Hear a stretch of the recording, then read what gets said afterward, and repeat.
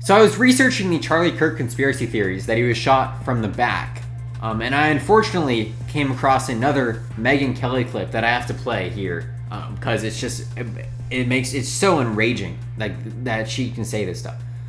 But I also want to talk about the ICE shooting in Dallas, and I also want to talk about the conspiracy theories themselves that I did research a little bit. And I kind of have an opinion about what we may be missing here, and if Kash Patel is really lying that hard. Here's this clip of Megyn Kelly, though. It's about political violence in general, then we'll talk about those specifics. I am sick and tired of people bringing up Paul Pelosi and Melissa Hortman, the Speaker of the House out in Minnesota. I'm sick and tired of them bringing that up as examples of right-wing violence. Well, you know why? Because they weren't. They weren't. The guy who broke into the Pelosi's house was a leftist, lunatic, homeless man. His paraphernalia had BLM and LGBTQ pride flags all over it. This was not a right-winger. Just because he targeted somebody on the left doesn't make him a right-winger. In the case of Melissa Hortman, the shooter, the left-wing reporters missed this update, but it was reported by Alpha News and then others, including the New York Post, that guy actually completely disavowed any right-wing motivation and said the reason he did it was that Tim Walz, in his head, told him to go kill Democrat politicians in Minnesota. That's what he said. If you're looking for a motivation, that's what the guy himself said he did it for. But in any event, in neither of those cases, like you look at Melissa Hortman, you tell me, was all of society saying Melissa Hortman is a fascist? Melissa Hortman is a Nazi? No, it's a lie. Even the criticisms of Pelosi were like, she's an insider traitor. She's kind of horrible. It wasn't like she's a fascist who must be stopped, right? So this guy who went into the Melissa Hortman house was not driven by societal messages about her. He says he was driven by Tim Walz. Of course, this is a nut. Tim Walz did not tell him that. And then after Melissa Hortman was killed, there was universal condemnation. Universal condemnation. The right wasn't over here celebrating. Yay! She deserved it. She got what was coming to her. She was.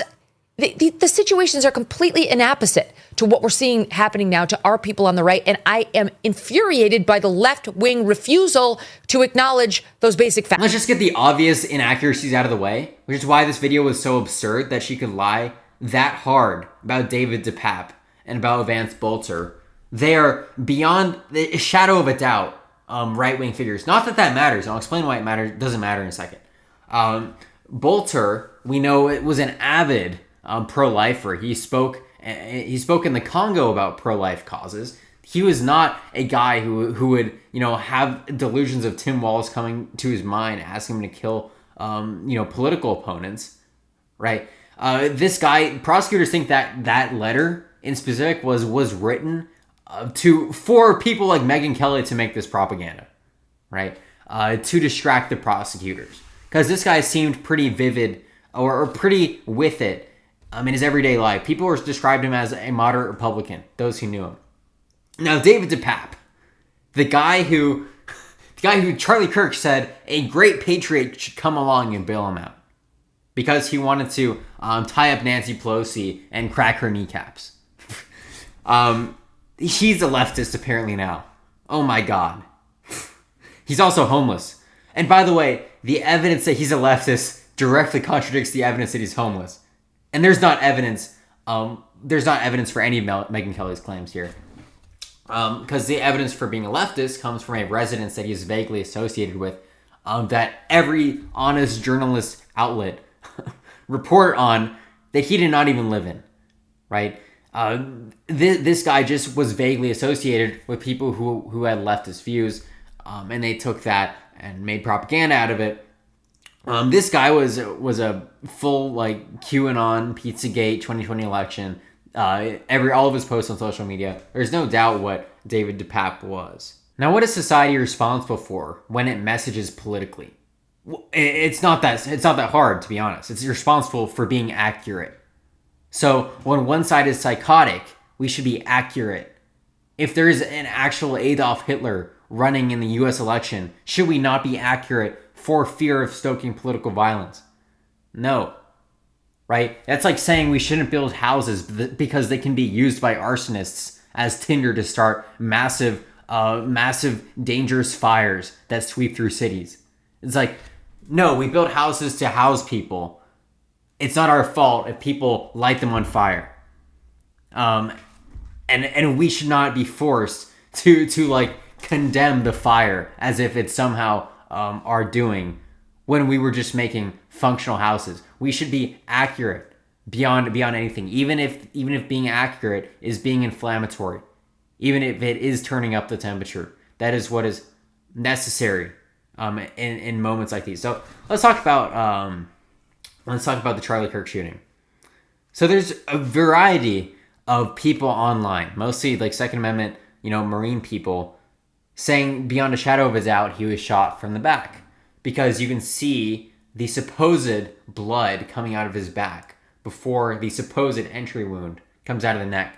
And if you look a bit more into it, you'll find out that the blood coming out of the back of his neck was his earpiece. He had a little clear earpiece right here. The earpiece flew off when the bullet hit him. And that looked like blood. So what do I think happened? And by the way, if you look at the ballistics of the scenario, I don't think there was room for someone to hit Charlie Kirk from the back at that angle. It just doesn't make sense. People have zoomed in on like little plants saying that they're disguised people, that there are people in the crowd who shot. It just doesn't make sense to me. I think the biggest explanation that we can possibly the biggest lie that could possibly be told here is the type of gun. Because if it was the type of gun that the FBI said it was, then Charlie Kirk would have been decapitated. I think all the evidence points to that. There's some audio analysis that said there might be some credence to it coming from the back. There's another point that people like to say, like, no one looked behind them when the shot was fired, and if the shot was fired from behind them, they would have looked back, and I think that's a silly argument. Like, what's more interesting? A loud sound behind you or a guy who just got shot in the neck, right? You're going to look at the guy who just got shot in the neck. No one's going to be looking behind you, right? So that argument is weak. I think most of this is wrong, right? I just don't see how this can be right. There's enough credence to it that they might have trouble getting a conviction for Tyler Robinson, though. Like if internet people can make a convincing argument, then I think that a defense attorney can also make a convincing argument that it was someone else who shot Charlie Kirk, because there was no exit. We couldn't see an exit wound, right? So the entry wound would have had to have been super small from the back and then like larger in the front. And we thought that the entry wound was too large in the front for the gun that was shot. So things don't add up, but I hesitate to believe that Tyler Robinson was somehow put in that place at that time. And somehow, like, what happens to all of his communications with his father? Like, did those just not happen? Did he not admit it to his father? Not turn himself in? Right? What happens to that whole story too? And what's the implications of the FBI? Why would they have the incentive to make up the transcript of the texts? The texts look really weird for a 4.0 34 ACT student to have written right after they murdered the most prominent political public figure probably in America who wasn't in office. To just text out his whole entire thing in a really weird way that uses terms like quad car or squad car. It's just really weird. Another thing that happened, the ICE Dallas shooting, I'm seeing a lot of people on the left saying that this guy was a right-winger. Just going back to Megyn Kelly's point, there are people on the left who say absurd things. So there's some credence there. Like, I was watching Kyle Kulinski's program. He made the argument that the Dallas ICE shooter was a right-winger because he only killed migrants, when all of the evidence points to the contrary.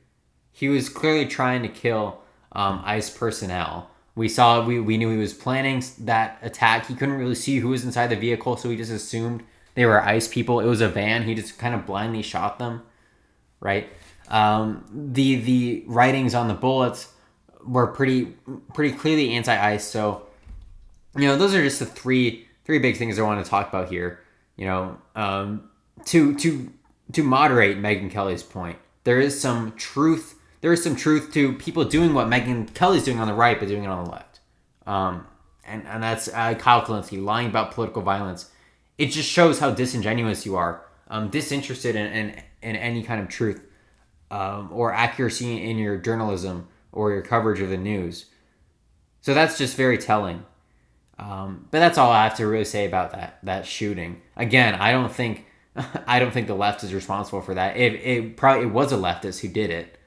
Doesn't mean you shouldn't be complaining about ICE sweeping up 76 unaccompanied Guatemalan children in the middle of the night, and trying to deport them, contrary to a ton of domestic law, and obvious blatant morals that we all seem to used to share, right, as a society, or the many other problems with Trump's immigration policy, not the least of which are the 100,000 plus stuck refugees who went through years of vetting and are now stuck in their country in which they are being persecuted.